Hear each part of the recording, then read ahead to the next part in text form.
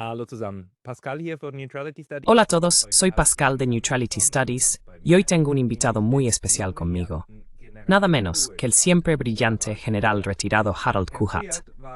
El señor Kohat fue a principios de los años 2000 el oficial de más alto rango de la Bundeswehr y presidente del Comité Militar de la OTAN, es decir, el máximo órgano militar de la OTAN. General Kohat, bienvenido. Herzlich willkommen. Con mucho gusto. Herr Kohat, ich möchte gerne mit Ihnen anfangen mit etwas. Me gustaría empezar con usted hablando de algo que está ocurriendo ahora mismo en Europa, y luego quizás retrocedamos un poco o veamos el panorama más amplio. Pero estos drones que vinieron de Rusia, o drones rusos y ahora los cazas sobre Estonia, y el debate que se ha desatado al respecto, donde también se lee y escucha que hay quienes recomiendan derribarlos de inmediato y mostrar fuerza. ¿Podría situar un poco estos acontecimientos para nosotros?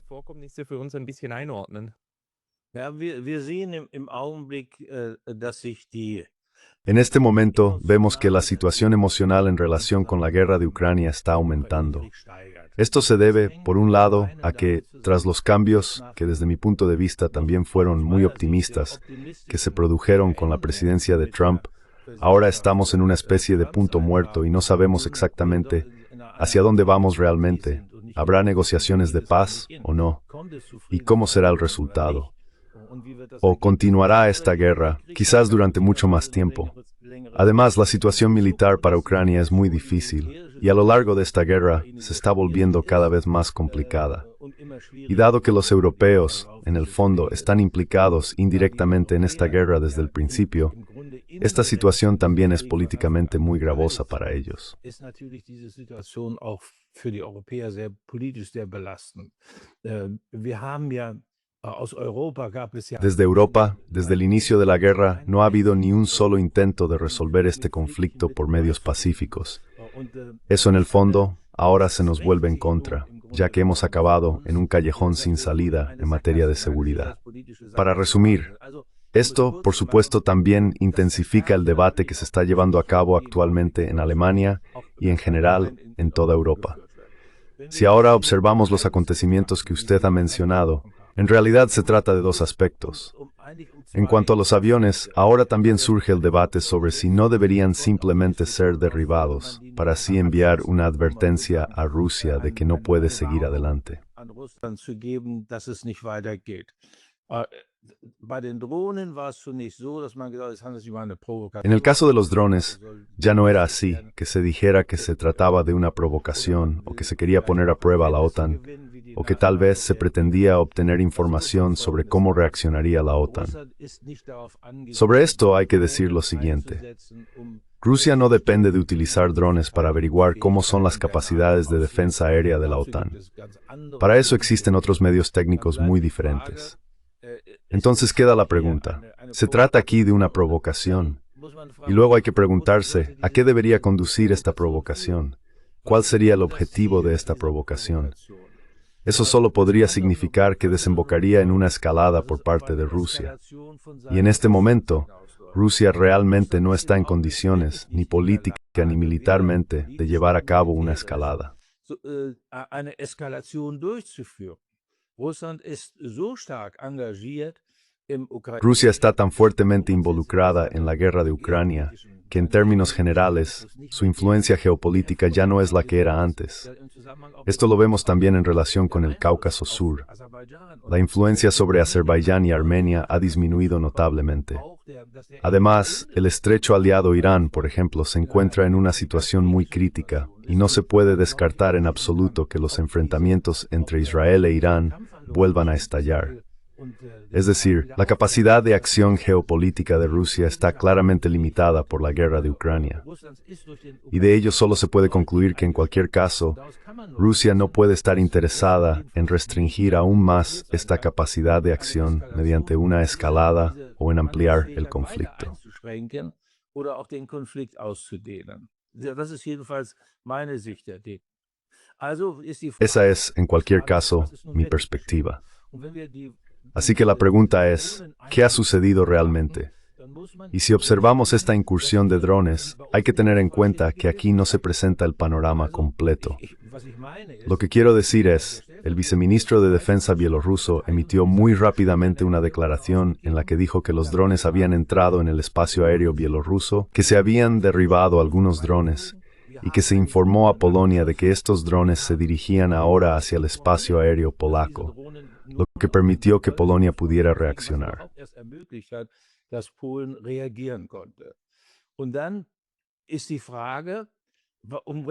Y entonces surge la pregunta, ¿de qué tipo de drones estamos hablando aquí realmente?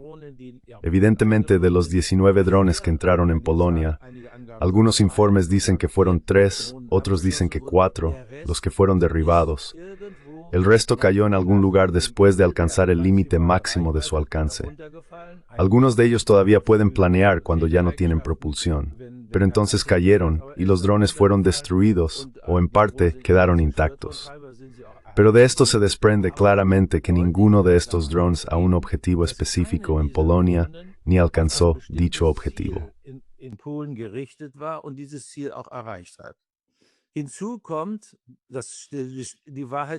Además, la verdad siempre sale a la luz con cierto retraso. También se ha sabido que los daños en una casa en Polonia no fueron causados por un dron ruso, sino por un misil lanzado desde un avión F-16 polaco. Así que, yo diría que en primer lugar, deberíamos calmarnos y tratar de esclarecer los hechos en una situación así, y luego contribuir a la distensión. Esa es la primera obligación en la gestión de crisis. Porque Rusia, precisamente en este contexto, también ha ofrecido consultas a Polonia. Es decir, se podría haber hablado bilateralmente y aclarado las cosas. Eso debería haber sido lo primero. Por cierto, Rusia también dijo desde el principio que no se trataba de un ataque intencionado. Pero pasemos al segundo tema.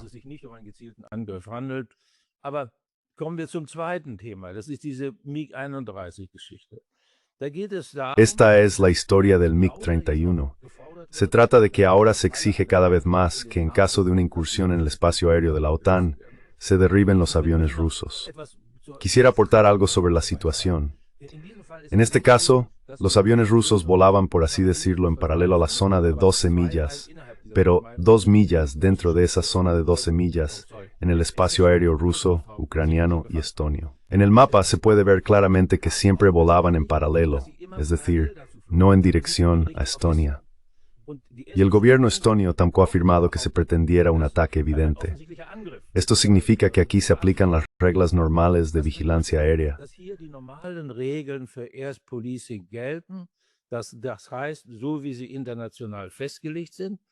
Es decir, tal como está establecido internacionalmente, eso aparentemente también ha sucedido. Los pilotos de la OTAN lo llevaron a cabo y los pilotos rusos reaccionaron en consecuencia.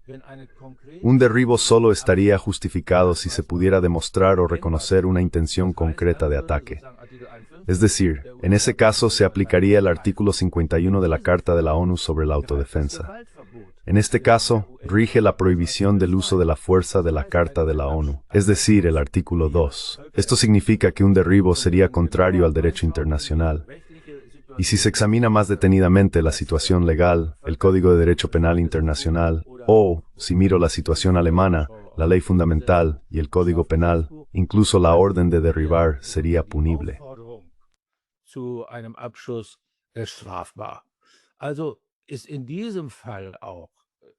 Por lo tanto, en este caso también sería necesario intentar aclarar y resolver este asunto en la comunicación con la otra parte. Todo lo demás resulta escalatorio, y eso no puede ser de nuestro interés, porque las consecuencias son totalmente imprevisibles. Quiero añadir algo más. Fui yo mismo, en 2004, quien como presidente del Comité Militar de la OTAN impulsó la vigilancia aérea en el espacio aéreo de los 3 estados bálticos. El motivo fue, en efecto, que Rusia en aquel entonces violaba con más frecuencia, especialmente el espacio aéreo lituano, en tránsito hacia el enclave de Kaliningrado.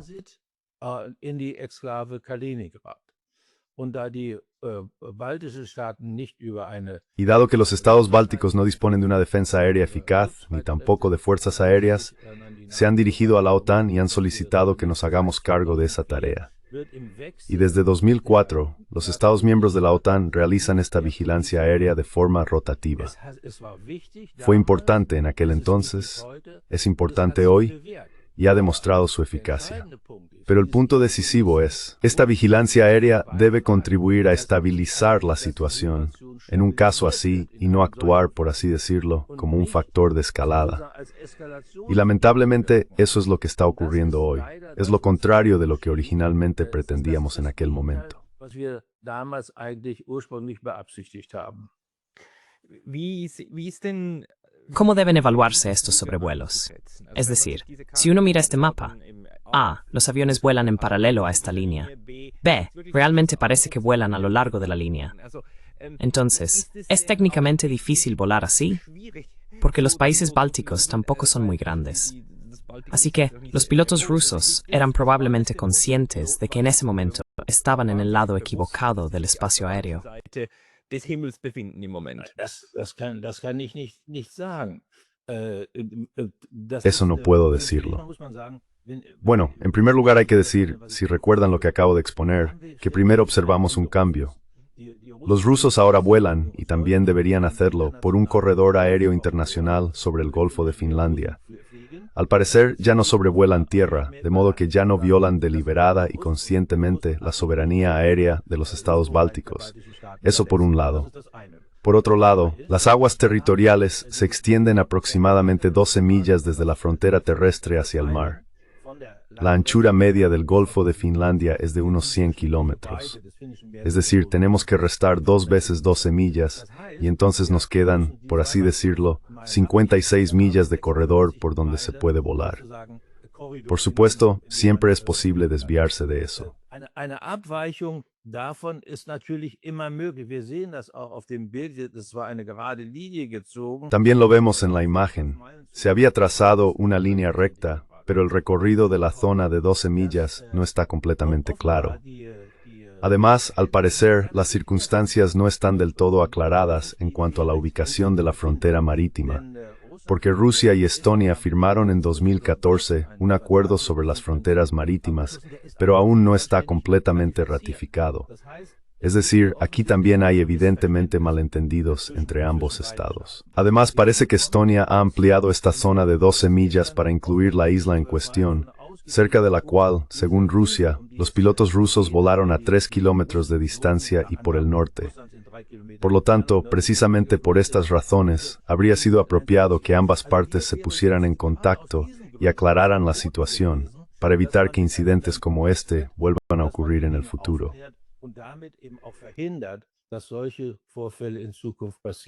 Es passiert das Umgekehrte, es passiert ein mediales Ocurre lo contrario.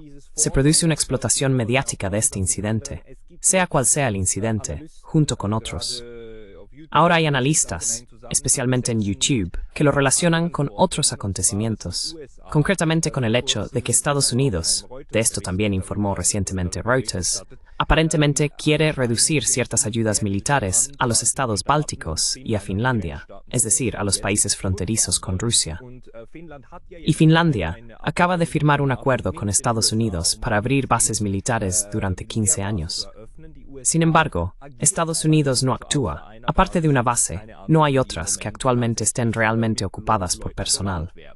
¿Existe acaso una relación, en el sentido de que los europeos piensen, tenemos que hacer que Estados Unidos revierta esta política? dazu bringen, diese Politik umzukehren? Die baltischen Staaten sind natürlich besorgt. Los estados bálticos están, por supuesto, preocupados. Conozco el informe al que acaba de referirse. Por lo tanto, es evidente que se está preparando una intervención de los 3 estados bálticos en Estados Unidos para evitar que se ponga fin a este programa. No se trata de una cantidad enorme, pero para estos 3 estados es, por supuesto, muy importante. También, desde el punto de vista financiero, me niego a establecer una relación entre la intención de Estados Unidos de suspender estos fondos y el intento de exagerar este acontecimiento, de escalarlo y de presentarlo como especialmente dramático para la situación de seguridad. Das steht mir nicht zu, aber Eso no me corresponde a mí, pero esa relación se establece en el informe al que usted ha hecho referencia. Es cierto que Estados Unidos en general está reduciendo su implicación en Europa, de manera muy clara. Esto afecta, por un lado, al apoyo a Ucrania en esta guerra, tanto financiera como materialmente. Vemos que Estados Unidos está trasladando la carga financiera y material a los europeos y, por así decirlo, asume para sí mismo el papel de pacificador. För det great step for una solución pacífica, es decir, en nombre streng. neutrale Rolle einzunehmen. Das bedeutet aber auch, das muss man, glaube ich, den Europäern Pero eso también significa, y creo que hay que recordárselo una y otra vez a los europeos, que los europeos asumen así una mayor responsabilidad por el destino de Ucrania. Eso también implica que en caso de que Ucrania sufriera una derrota militar, esto sería también una derrota para los europeos. Creo que eso es evidente. En segundo lugar, los estadounidenses en general intentan reducir su compromiso financiero también en relación con sus aliados en todo el mundo y concentrarse más estratégicamente en la protección de su propio país. Esto se refiere sobre todo a la migración y cuestiones similares. vor allen Dingen Migration und ähnliche Dinge mehr. Also im Augenblick wird ja gerade wieder ein neues strategisches En este momento se está preparando un nuevo concepto estratégico en Estados Unidos y veremos, probablemente se publicará a finales de este mes, que se marcarán nuevos acentos, especialmente en comparación con el anterior, el de la administración Biden. Los europeos tendrán que adaptarse a ello. Eso no significa que los estadounidenses vayan a abandonar o incumplir su compromiso del Tratado de la OTAN, es decir, contribuir a la defensa colectiva. En realidad, no lo veo así, pero de usted asumirá una mayor incorrecto. Verantwortung übernehmen müssen. Und das finde ich auch nicht völlig falsch. Ich denke, wir müssen den europäischen Pfeiler Creo que debemos fortalecer claramente el pilar europeo en la OTAN, en la alianza. Incluso iría más allá y lo digo desde hace años. Europa debe reforzar su capacidad y disposición para la autoafirmación, y eso significa en términos políticos, económicos, tecnológicos, pero también militares. Lo repito una vez más, esto no significa que nos desvinculemos de Estados Unidos, ni que Estados Unidos se desvincule de nosotros. Solo significa que el reparto de cargas dentro de la alianza cambie un poco y que aumentamos nuestra contribución, tener propio interés de seguridad. auch im eigenen Sicherheitsinteresse. Sie haben ja auch mehrfach öffentlich kritisiert, Usted también ha criticado públicamente en varias ocasiones que Europa ha abordado de manera incorrecta su relación con Rusia y la guerra en Ucrania, y que no se ha producido la pacificación necesaria, la desescalada, sino todo lo contrario. Se ha promovido que Ucrania abandone su neutralidad y que nunca la recupere, de modo que no se ha logrado una estructura de seguridad cooperativa en el continente europeo. ¿De dónde cree usted que proviene esto? europäischen Kontinent zustande kommt. Woher denken Sie, kommt das? Denn als Sie im Amt waren, Porque cuando usted estaba en el cargo, a principios de los años 2000, Ucrania era neutral. Existía un consejo OTAN-Rusia, y al menos aún había esperanzas. El señor Putin, en aquella época, incluso habló en el Bundestag alemán y recibió una ovación de pie. Era, por tanto, una época muy esperanzadora, en la que pensábamos que aún podríamos construir una casa común, como habría dicho Gorbachev. ¿Por qué no sucedió eso?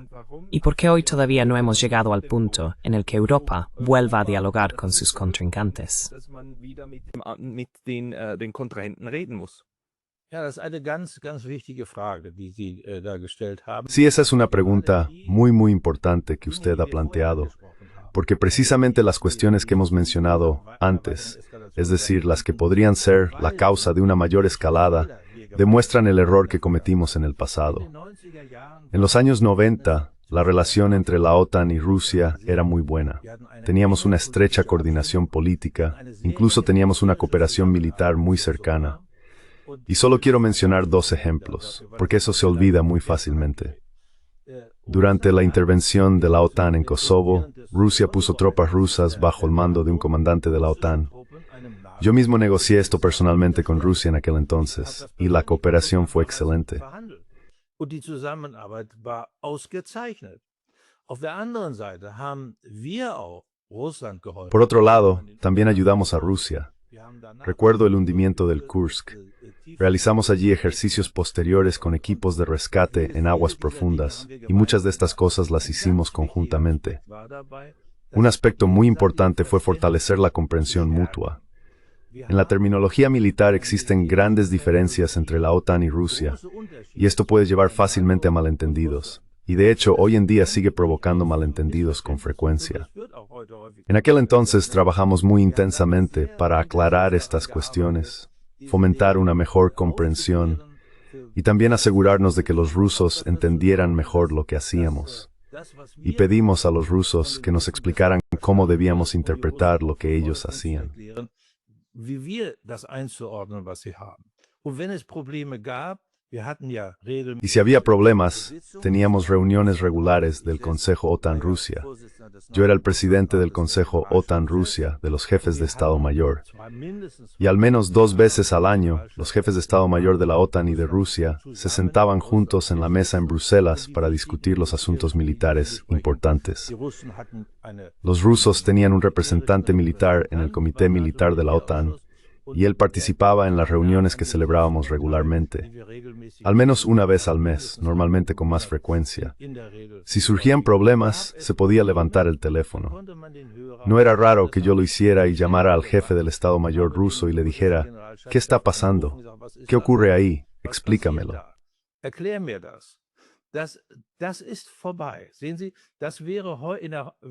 Eso se acabó. Mire, eso sería hoy, si todavía existiera hoy. Sí, entonces, desarrollos como los que ahora se están perfilando, esta escalada, este endurecimiento, ni siquiera surgirían. ¿Cómo se llegó a esto? Rusia, desde el principio, tras el colapso de la Unión Soviética, tras la disolución del Pacto de Varsovia, buscó la cercanía con la OTAN. Y la OTAN también estuvo dispuesta muy pronto, ya en 1990. Y luego, por supuesto, con esta declaración de Londres de 1991, también con el concepto estratégico de 1991, iniciamos, como lo llamamos entonces, una asociación estratégica con Rusia. El punto culminante fue en 1997, el acta fundacional OTAN-Rusia. Y ahora viene el punto decisivo.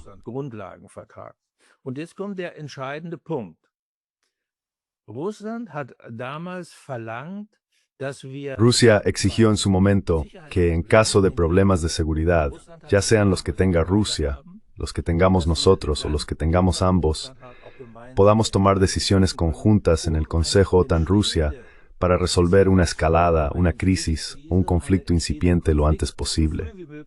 Y Rusia partía de la base de que precisamente en esa zona, entre la OTAN y Rusia, es decir, donde se encuentran los antiguos países del Pacto de Varsovia, podrían surgir tales conflictos. Y como vemos, eso es precisamente lo que está ocurriendo ahora con Ucrania. Y por supuesto, la situación era que como OTAN, no podemos invitar a un Estado que no sea miembro de la OTAN a tomar decisiones junto con la OTAN.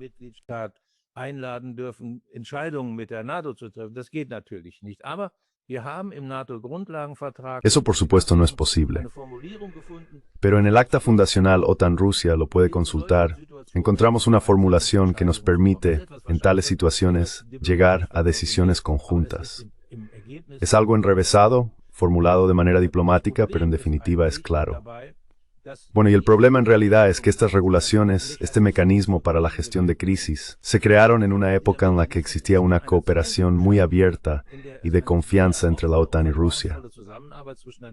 Pero cuando la situación se volvió difícil, es decir, en 2008, este procedimiento y este mecanismo fueron suspendidos.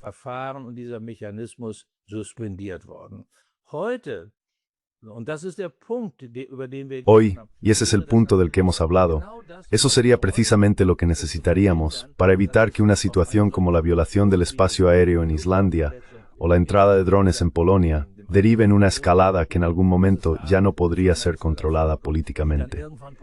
Ese es el punto decisivo. Pero aún no he respondido completamente a su pregunta. ¿Cuándo cambió realmente esto? En mi opinión, el punto de inflexión estratégico fue la denuncia del Tratado ABM en 2001, que luego llevó a la disolución unilateral del tratado por parte de Estados Unidos en 2002. Después siguieron otras denuncias unilaterales de acuerdos de control de armamentos muy importantes, también para Europa, como el Tratado INF, en el que básicamente se eliminó toda una categoría de armas euroestratégicas que nos amenazaban.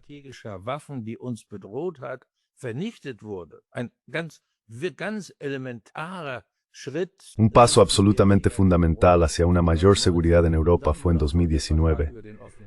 Y luego además se rescindió unilateralmente el Tratado de Cielos Abiertos.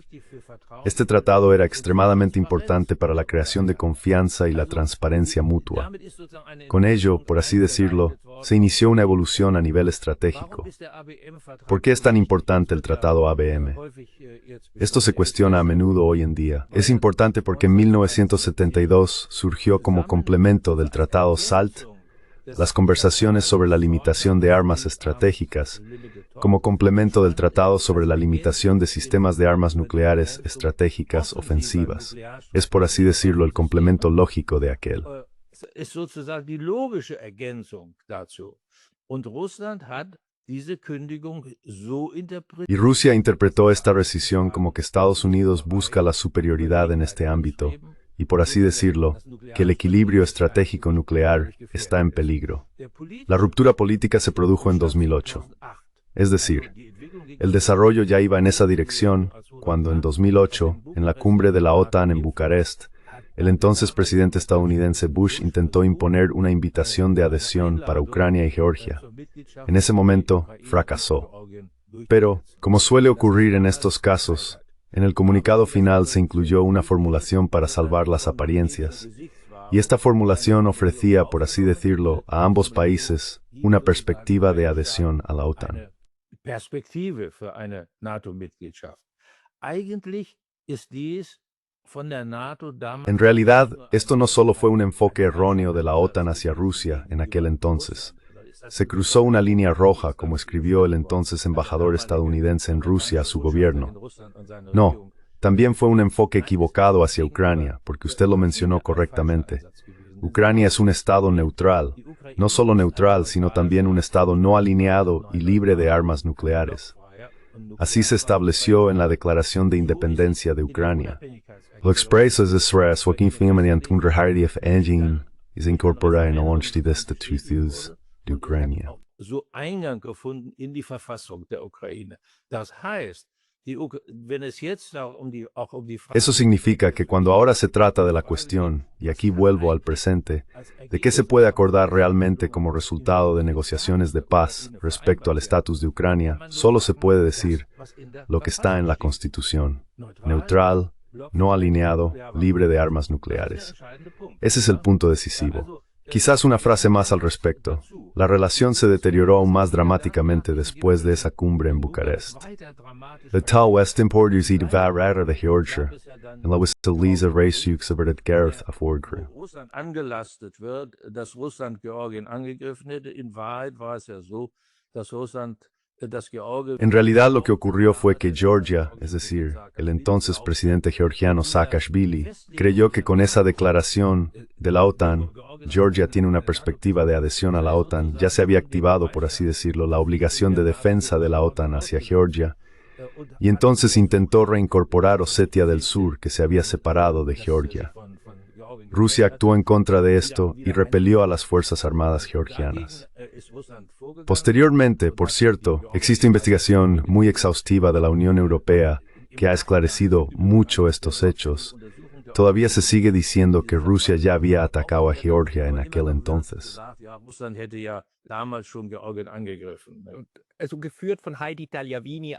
Además, bajo la dirección de Heidi Tagliavini, una diplomática suiza.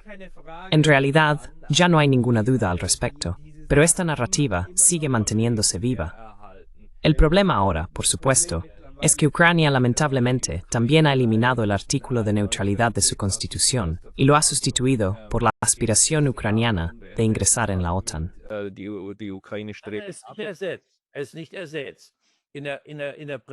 No ha sido reemplazado. En el preámbulo de la Constitución se hace referencia tanto a la Declaración de Independencia como al referéndum. Es decir, ambos han sido integrados, por así decirlo, en el preámbulo de la Constitución. Además, en 2019, Ucrania también incluyó en la Constitución una formulación que dice aproximadamente que Ucrania persigue la integración en el sistema euroatlántico o algo similar. Con esto se referían, por supuesto, a la Unión Europea y la OTAN. Es decir, aquí tenemos dos posiciones que en realidad se contradicen. Pero lo mismo ocurre, por cierto, con la cesión de territorios. Esta también es una cuestión que jugará un papel importante en futuras negociaciones de paz.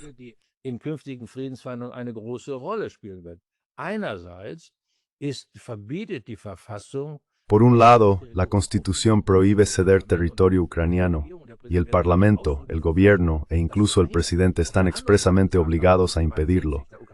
Por otro lado, el artículo 73 de la Constitución ucraniana establece que las cesiones de territorio ucraniano solo pueden ser legitimadas mediante un referéndum nacional. Es decir, aquí también tenemos esta contradicción en la Constitución. Además, el presidente Zelensky ya ofreció hace algún tiempo ceder territorio ucraniano en caso de que a cambio se le conceda la membresía en la OTAN. Así que no es algo del todo claro.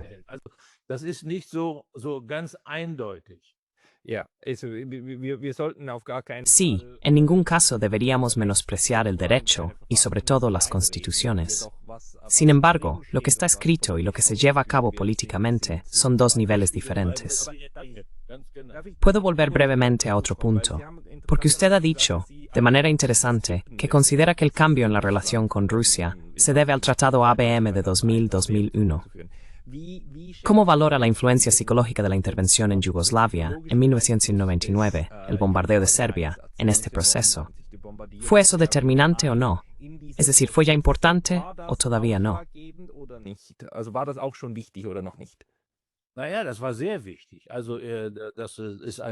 Bueno, eso fue muy importante. Ese ha sido un punto absolutamente decisivo. Lo hemos visto una y otra vez. Como ya mencioné, el hecho de que Rusia estuviera dispuesta a poner fuerzas rusas bajo el mando de la OTAN en Kosovo.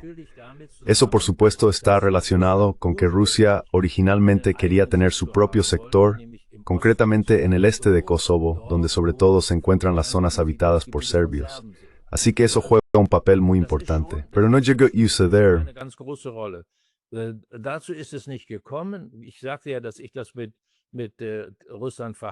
Dije que lo negocié con Rusia. El resultado fue, no obtendrán un sector propio.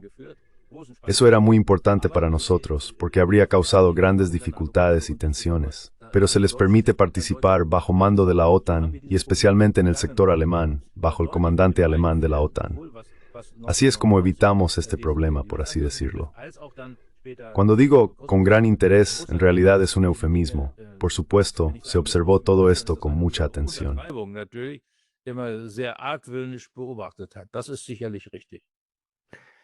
Eso es sin duda correcto. En mi opinión, la OTAN cambió en los años 90, sobre todo porque por primera vez se llevaron a cabo esas intervenciones fuera de su área, que en mi opinión, según mi interpretación del acta fundacional de la OTAN, en realidad constituyen una violación de dicha acta. ¿Ha escuchado usted críticas de este tipo por parte de Rusia y cómo ha respondido la OTAN a ello?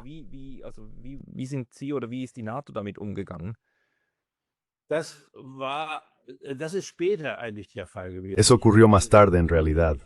Ahora simplemente menciono palabras clave como Libia, Siria, Irak. Esos han sido los campos problemáticos sobre los que ni siquiera hace falta discutir.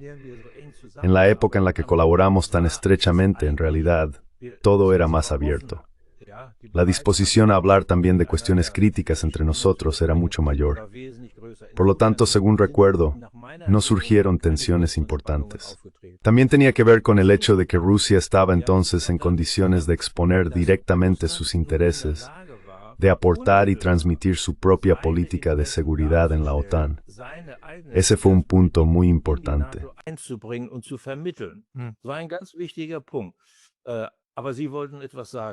Pero usted quería decir algo. Existen también esos informes que afirman que Rusia incluso habría deseado ser miembro de la OTAN, y que estos procesos, es decir, esa cooperación, esa capacidad de cooperación de Rusia en los años 90, se utilizan a menudo para argumentar: mirad, Rusia estaba muy contenta con la OTAN. En realidad, no tenía ningún problema, por eso hoy se miente. Rusia miente cuando dice que la OTAN es una amenaza. ¿Podría usted comentar hasta qué punto ha habido un cambio enorme en este sentido? Ein riesengroßer Wandel stattgefunden hat. Das hängt natürlich mit dem zusammen, was wir eben besprochen Bueno, eso por supuesto está relacionado con lo que acabamos de discutir. Cuando se habla entre sí, cuando se explica la propia posición y también se escucha y entiende la posición de la otra parte, es una situación completamente diferente a cuando no se habla entre sí. Es decir, cuando se habla sobre el otro, como es el caso ahora y como ha sido durante algunos años. Por ejemplo, la cuestión de la ampliación de la OTAN se menciona como un enfoque central para el origen de las tensiones. Yo no puedo suscribir eso así. Yo mismo llevé las negociaciones de adhesión con los 3 primeros países, con Chequia, Polonia y Hungría. mit Tschechien, Polen und Ungarn geführt. Und mein Eindruck aus diesen Verhandlungen war, Y mi impresión de estas negociaciones fue que Rusia no estaba fundamentalmente en contra de una ampliación de la OTAN, aunque hoy Rusia lo afirme y también muchos en Occidente lo sostengan. Más bien, mi impresión fue que Rusia lo veía de manera muy diferenciada. Y eso bajo 2 aspectos. El primer aspecto era, ¿cómo ha sido la relación histórica entre Rusia y ese Estado? ¿Ha sido una relación de confianza o no? ¿Hubo tensiones?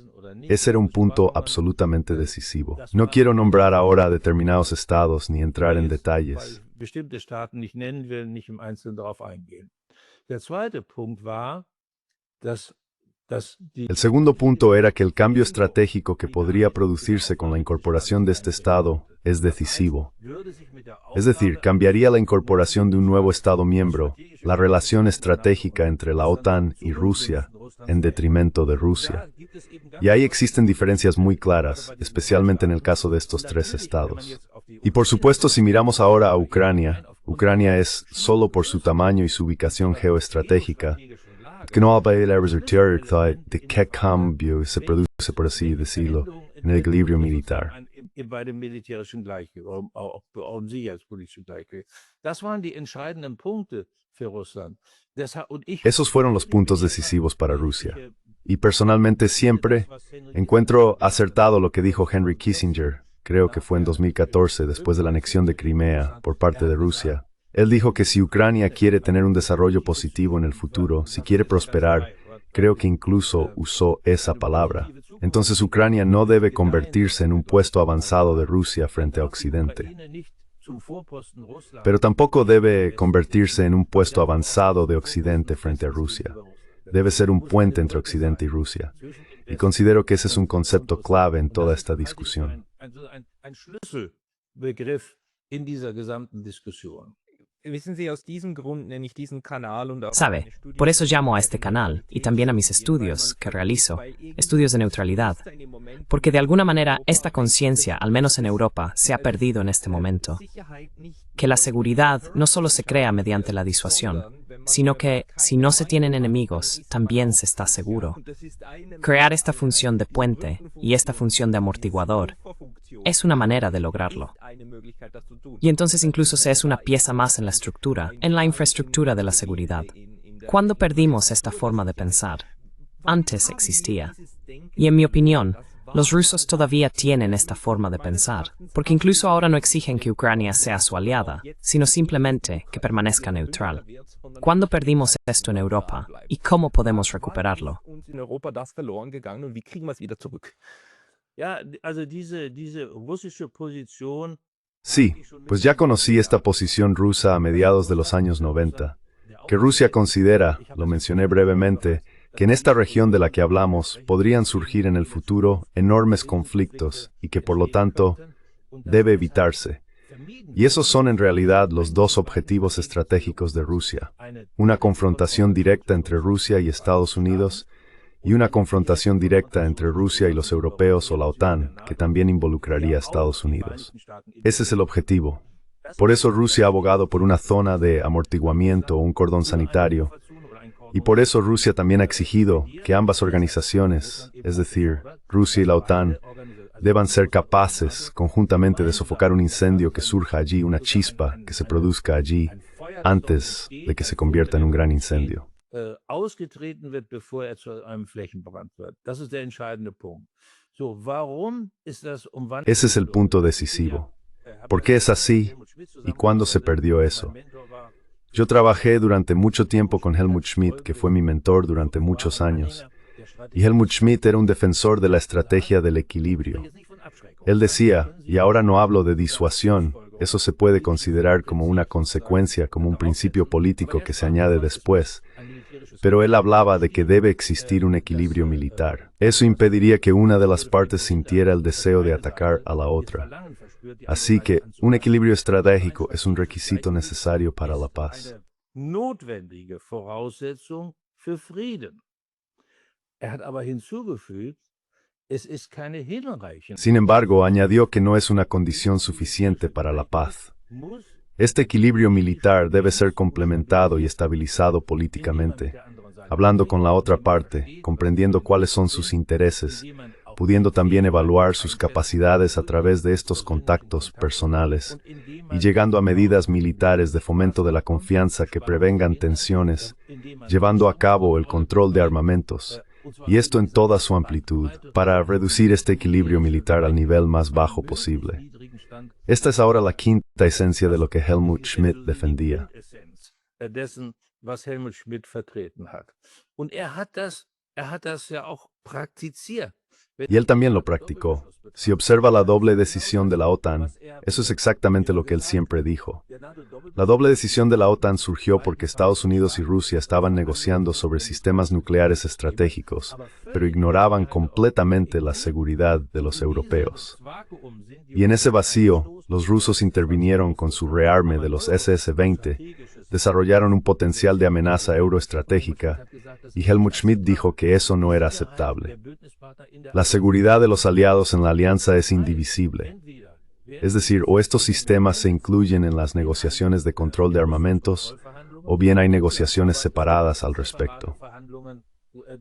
Para crear un incentivo para que realmente se produjeran estas negociaciones, finalmente se decidió proceder al rearme.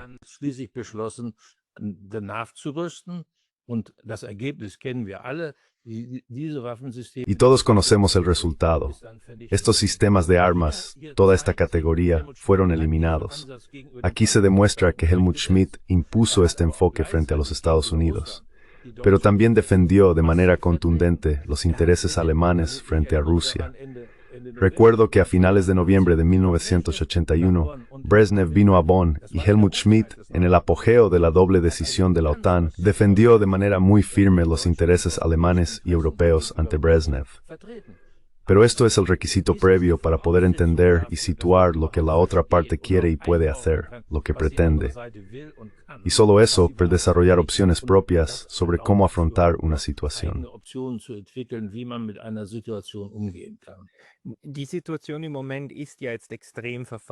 La situación en este momento es extremadamente complicada, y sigo señalando la falta de voluntad de los europeos para estabilizar la situación.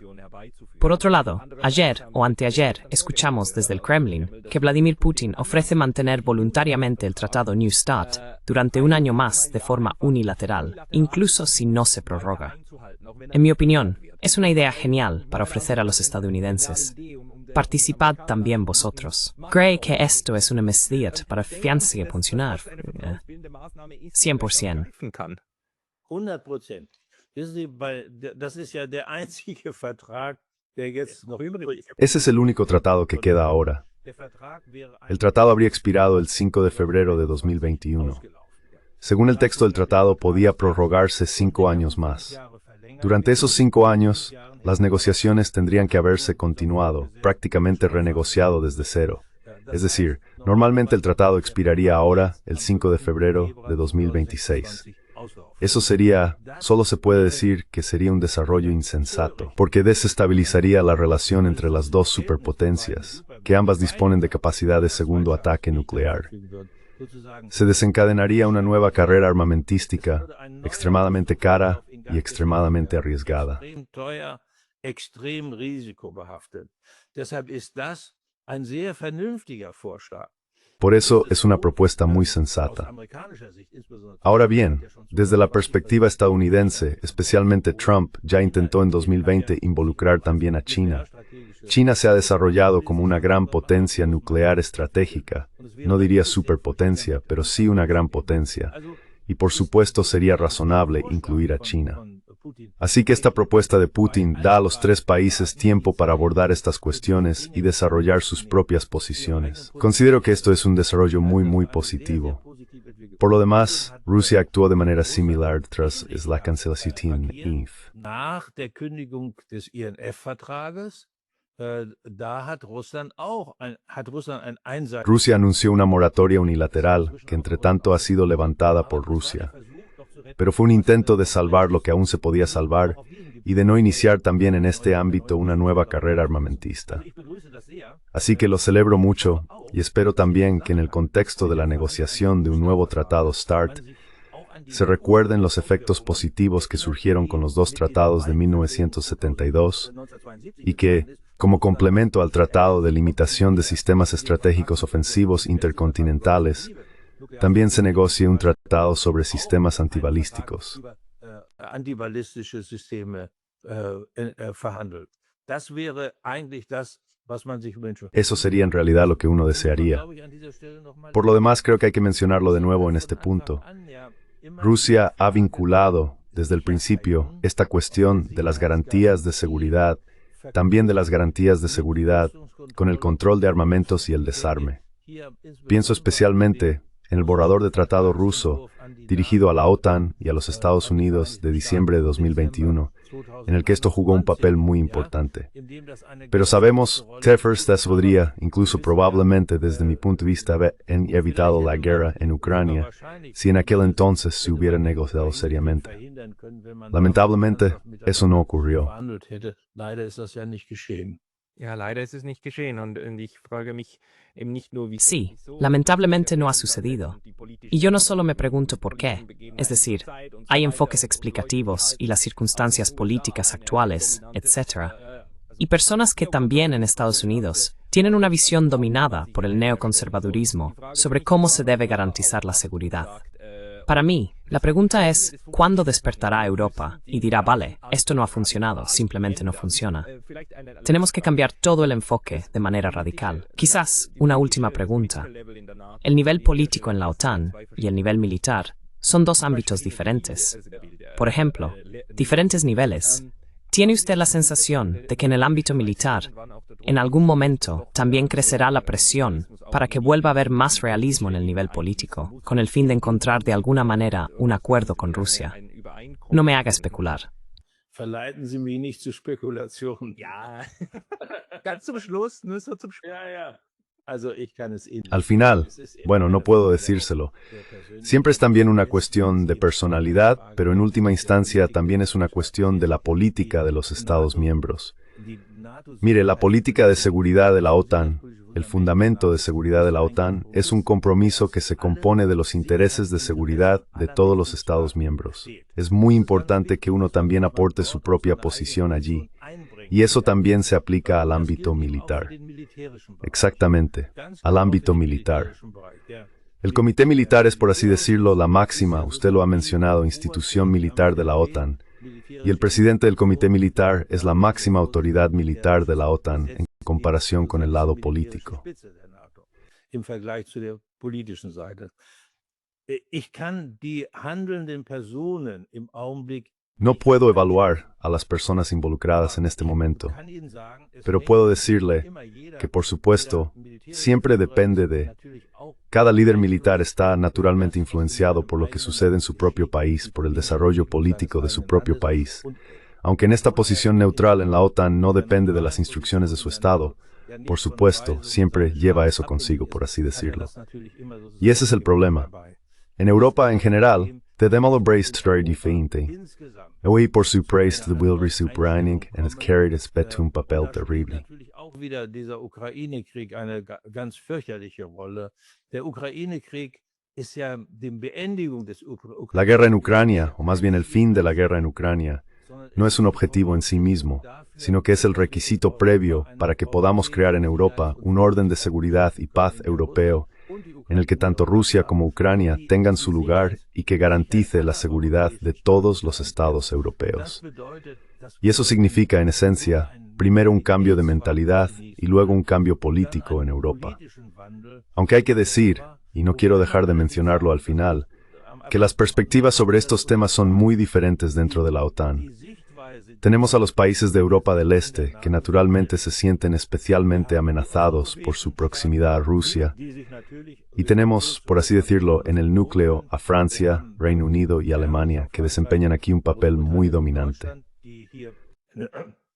Sehr dominierende Rolle einnehmen, aber wir haben eben auch die südeuropäischen Staaten. Pero también tenemos a los estados del sur de Europa, que tienen intereses y necesidades de seguridad completamente diferentes. Ahora lo vemos muy claramente.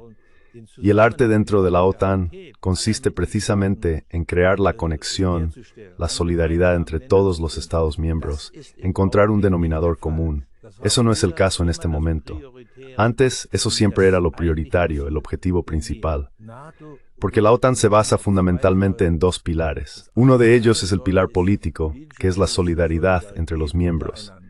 Es decir, cada Estado miembro es un Estado soberano, sus intereses deben ser tenidos en cuenta, pero todos juntos deben representar, por así decirlo, la política de la OTAN. Y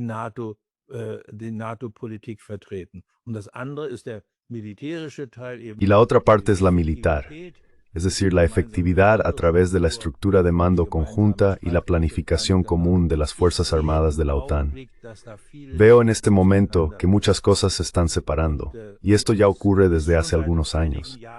Por lo tanto, necesitamos recuperar esa cohesión en la alianza, y la necesitamos especialmente también en la relación con Estados Unidos. Solo si intentamos conjuntamente tener en cuenta también los intereses de Estados Unidos y conciliarlos con los nuestros, lograremos mantener a los estadounidenses a bordo a largo plazo.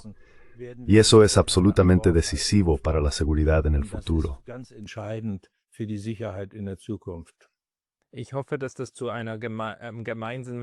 Espero que esto conduzca a un enfoque común para la desescalada.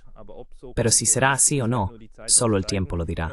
Señor General Harald Kuhat, para las personas que quieran leer algo suyo, ¿hay algún lugar donde publique algo de vez en cuando? Es una buena pregunta. Se la hago a mis invitados. ¿Dónde se le puede encontrar mejor?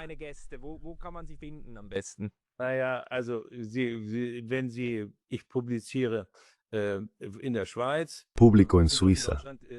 En Alemania tenemos una situación algo diferente, pero no existe, digamos, una plataforma en la que intervenga o escriba regularmente, sino que surge como esta conversación ahora con usted, más bien por casualidad.